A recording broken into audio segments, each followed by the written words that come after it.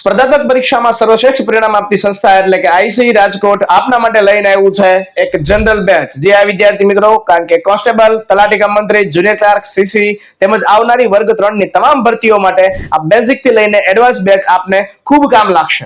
એક બેચની અંદર 15 થી વધારે વિષયોનો અભ્યાસ કરાવતી એકમાત્ર જનરલ બેચ છે કે જેની બેચની વિશેષતાની વાત કરું તો જીસીઆરટી, એનસીઆરટી આધારિત સંપૂર્ણ અભ્યાસક્રમ આપને ભણાવવામાં આવશે.